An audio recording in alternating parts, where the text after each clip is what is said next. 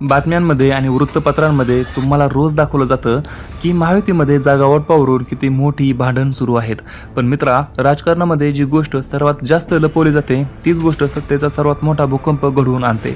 आज महाराष्ट्राच्या राजकारणामध्ये पडद्यामागे असा एक भयंकर ज्वालामुखी फुटला आहे ज्याने महाविकास आघाडीच्या म्हणजे मविवाच्या सत्तेच्या प्रश्नाचा अक्षरशः चुराडा केला आहे.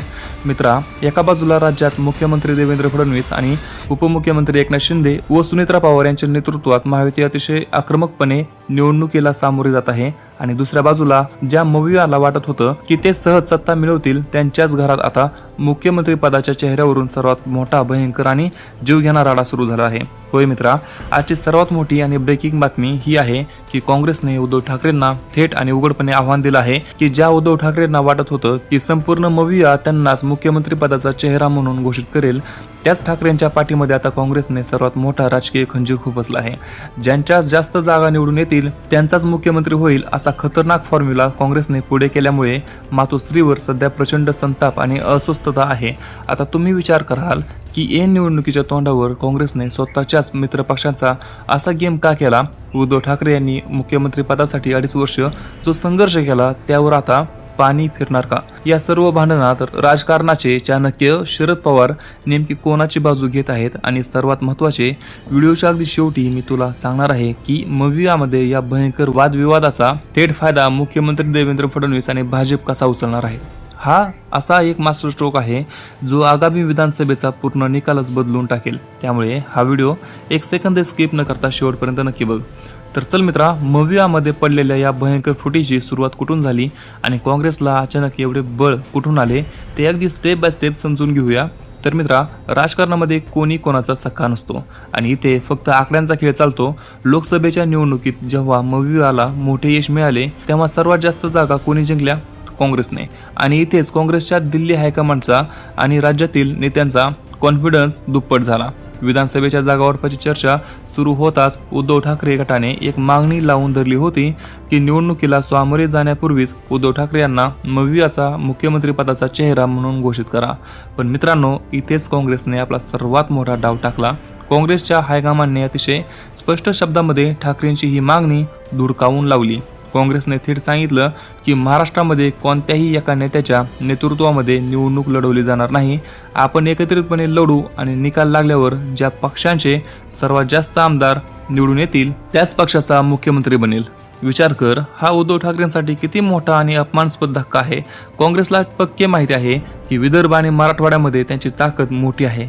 जर विधानसभेत काँग्रेसने 80 ते 90 जागा लढवल्या आणि त्यातल्या जास्तीत जास्त जिंकल्या तर ते ठाकरेंना मुख्यमंत्री पदाच्या शर्यतीमधून सहज बाहेर फेकू शकतात. आणि याच जास्त जागांच्या फॉर्म्युल्यामुळे आता काँग्रेस आणि ठाकरे या दोन्ही गटामध्ये कोल्ड वॉर नाही तर थेट ओपन वॉर सुरू झाले आहे. आता इथेच खरी क्युरिओसिटी निर्माण होते. काँग्रेसच्या या पवित्र्यानंतर उद्धव ठाकरे आणि त्यांची शिवसेना म्हणजे शिवसेना युबीटी गट शांत बसेल का? तर अजिबात सुद्धा नाही. मातोश्रीवर सध्या प्रचंड संतापाचे वातावरण आहे आणि ठाकरे गटाचे नेते खासगीत उघडपणे बोलत आहेत की आज काँग्रेसला जे यश मिळाले आहे ते केवळ आणि केवळ उद्धव साहेबांच्या सहानुभूतीमुळे मिळालेले आहे.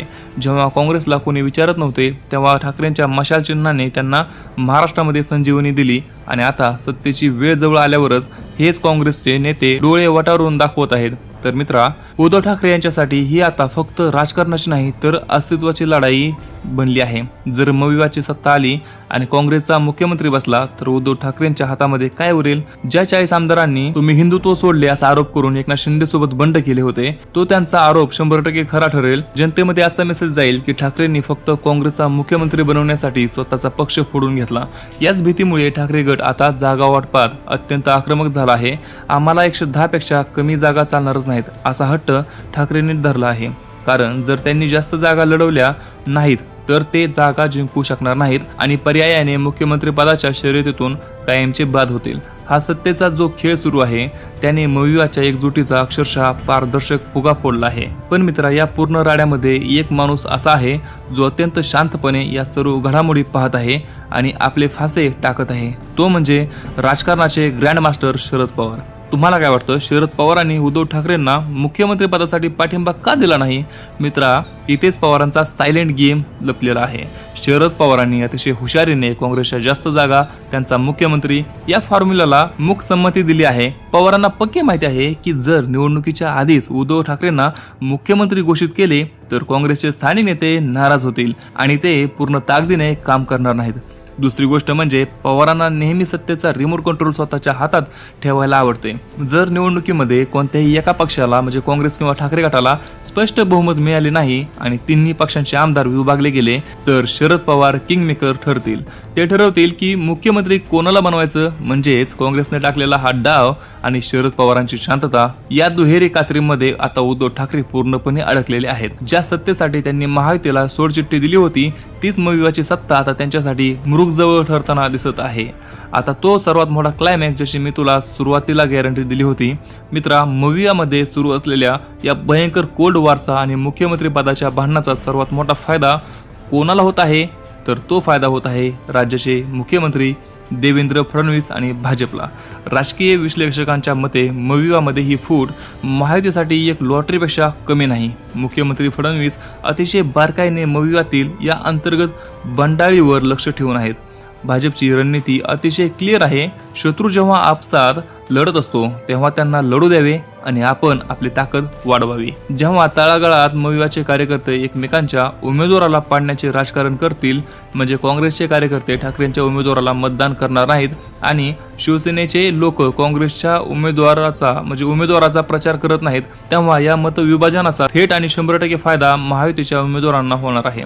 एकनाथ शिंदे आणि अजित पवार यांच्यातील जागावाटपाचा तिढा मुख्यमंत्री फडणवीसांनी अत्यंत खंबीरपणे हाताळत महायुतीला एक संध ठेवली आहे आणि दुसरीकडे सत्तेत येण्याआधीच मुख्यमंत्री पदाच्या खुर्चीवरून एकमेकांचे लचके तोडणाऱ्या मविवाचे खरे रूप आता जनतेसमोर उघडे पडले आहे. थोडक्यात सांगायचे तर मुख्यमंत्री पदाच्या लालसेपायी ज्या मविवाचा जन्म झाला होता त्याच मुख्यमंत्री पदाच्या लालसेमुळे आता मविवाचा राजकीय अंत होणार का हा मोठा प्रश्न आहे आणि महायुती याच संधीचा फायदा घेत पुन्हा एकदा राज्याच्या सत्तेवर आपला झेंडा फडकवण्यासाठी सज्ज झाले आहे. तर मित्रा, हे होतं महाविकास आघाडीमध्ये शिजत असलेल्या त्या भयंकर मुख्यमंत्री पदाच्या राड्यामागचं आणि काँग्रेसने ठाकरेंना दिलेल्या त्या सर्वात मोठ्या धोक्यामागचं 100% सविस्तर आणि वास्तववादी आणि पडद्यामागचं राजकारण. आता मला तुझ्याकडून तुझे अतिशय स्पष्ट आणि सडेतोड मत जाणून घ्यायचे आहे की तुला याबद्दल काय वाटतं. काँग्रेसने उद्धव ठाकरेंना मुख्यमंत्री पदाचा चेहरा न बनवून योग्य केले की त्यांच्या पाठीमध्ये खंजीर खुपसला आणि मवियामध्ये या अंतर्गत भांडणाचा फायदा मुख्यमंत्री देवेंद्र फडणवीस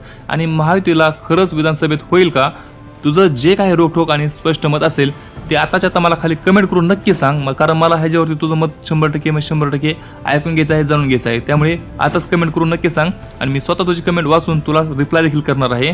म्हणजे आपण ह्याच्यावरती एक इनडायरेक्टली चर्चा देखील करणार आहोत. तर जर तुला राजकारणाचे हे एकदम डीप पुराव्याने केलेले आणि सस्पेन्सफुल विश्लेषण आवडले असेल तर या व्हिडिओला आत्ताच एक लाईक कर आणि तुमच्या सर्व व्हॉट्सअप ग्रुपवरती आणि मित्रांना हा व्हिडिओ नक्की शेअर कर, जेणेकरून बातम्यांच्या पलीकडे राजकारणामध्ये नेमकं काय शिजत आहे हे संपूर्ण महाराष्ट्राला समजेल. त्याचबरोबर आपल्या चॅनलला सबस्क्राईब करायला विसरू नको. महाराष्ट्राच्या राजकारणातील असेच आतले एकदम खरे आणि ट्रेडिंग व्हिडिओ सर्वात आधी पाहण्यासाठी आपल्या मराठी वर्ल्ड या चॅनलला आत्ताच सबस्क्राईब कर आणि बाजूची बेल आयकॉन दाबायला अजिबात विसरू नको. त्याचबरोबर आपण भेटूया पुढच्या व्हिडिओला. तोपर्यंत जय हिंद, जय महाराष्ट्र.